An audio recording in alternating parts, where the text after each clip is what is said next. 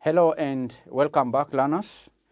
We will proceed with the discussion of the topic leadership and strategic change.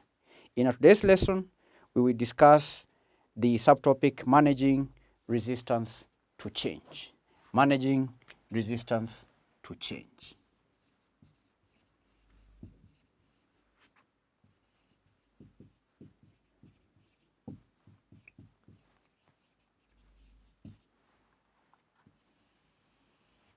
By the end of this lesson, candidates, you should be able to explain various ways in which a manager can use to resist, to manage resistance to change. And before we discuss the various ways, we are going to highlight several reasons why change pressures might be resisted. What are some of the reasons why workers can resist change?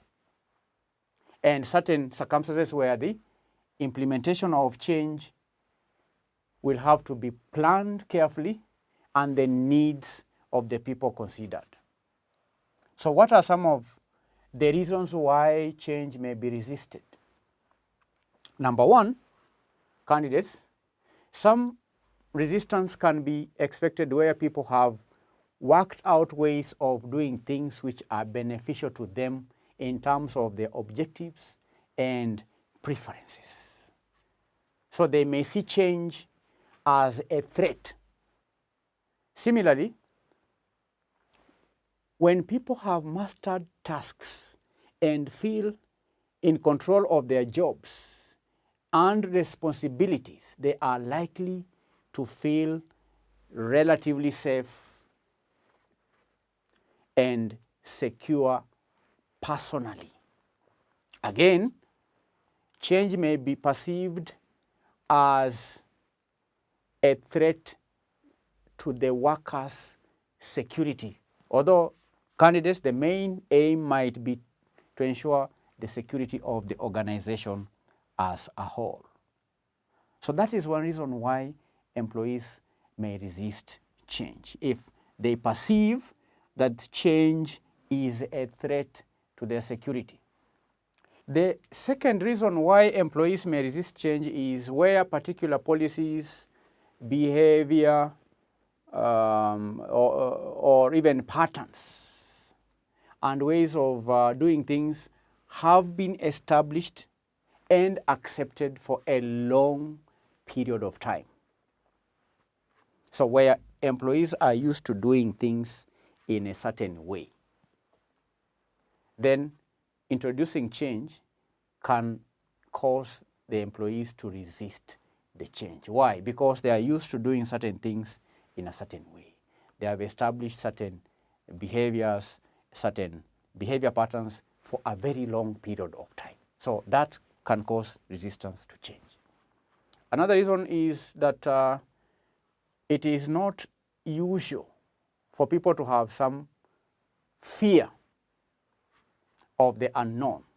Fear of the unknown. It is also not unusual to feel comfortable with situations, policies, and procedures that they know. Okay? So candidates' fear of the unknown is another reason why employees may resist change. Another reason why employees may resist change, candidates, is where there are flaws in the proposal for change.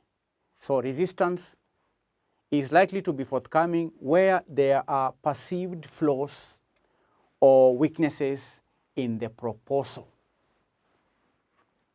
Where that change proposal has weaknesses, or that change is likely to disadvantage the employees, then the employees will resist the proposal or the change.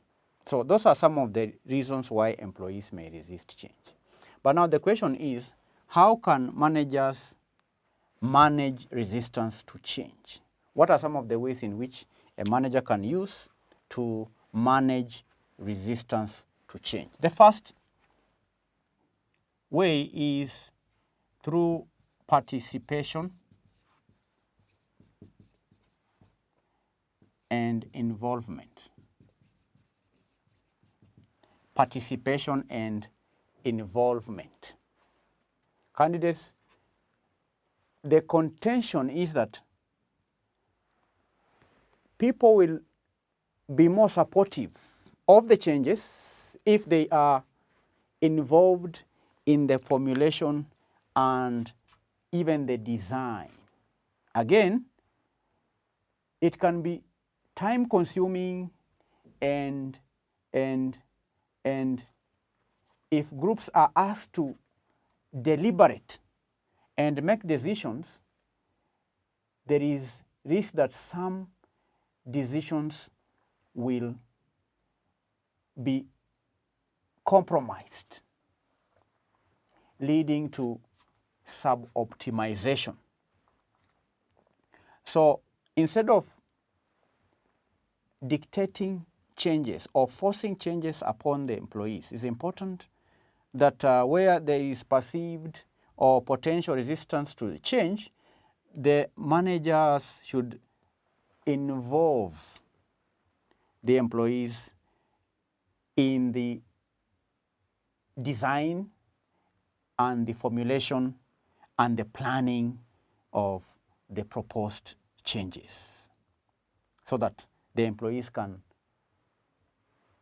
actively get involved in the process before the changes are implemented. So participation and involvement can reduce resistance to change. The second way is through facilitation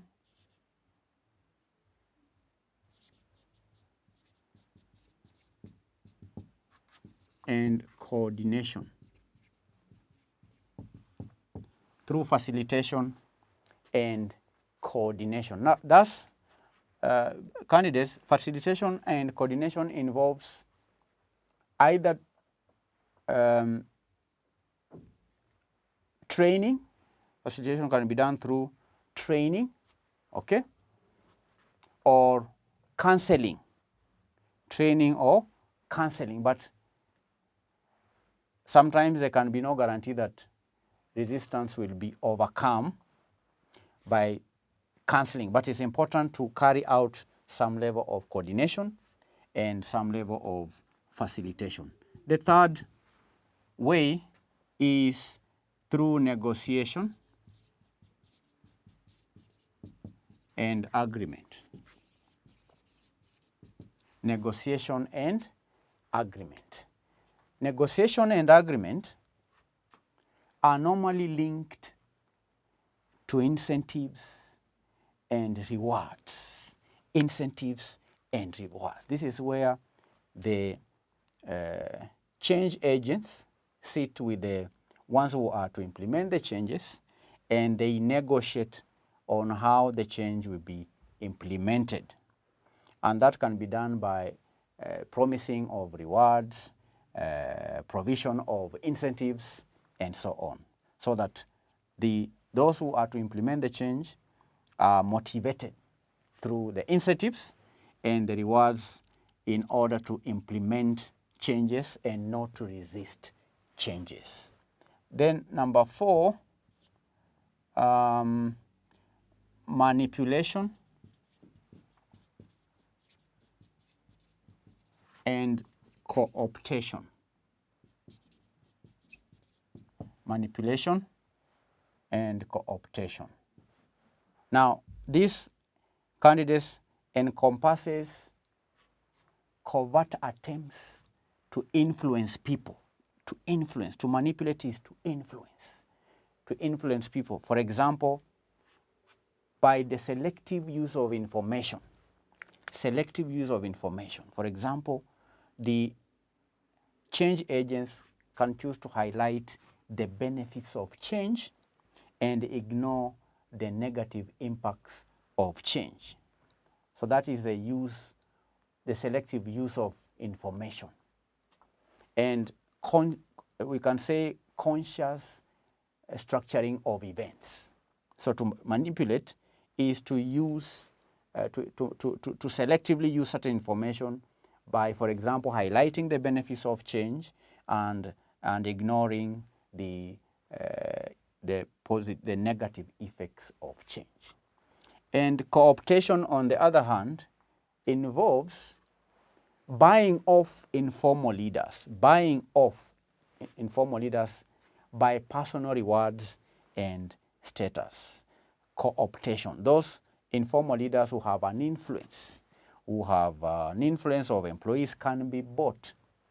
They can be bought by rewarding them with the positions or rewarding them with the money so that they can help to convince the rest of the workers to not to resist co-optation. Of course, these methods are ethically questionable candidates, and at times they may cause grievances to be stored for the future.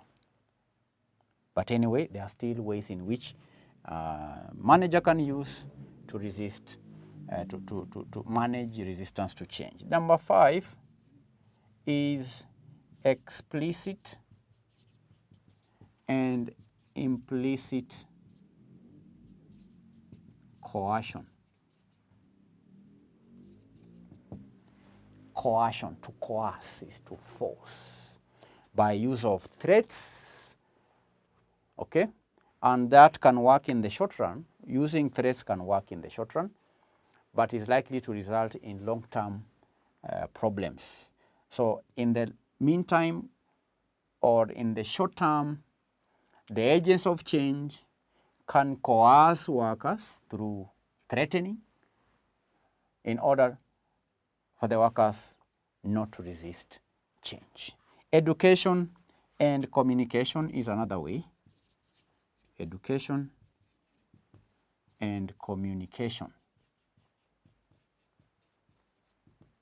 Education and communication can help people to understand the logic and the need for change. And a major drawback, candidates, can be the inherent time delays and logistics when a lot of people are involved. When a lot of people are involved, there will be a need to have major logistics in terms of educating and communicating. That may be a hindrance, but education and communication is another way in which managers can use to manage resistance to change. So these are 6 ways in which managers can use to do what?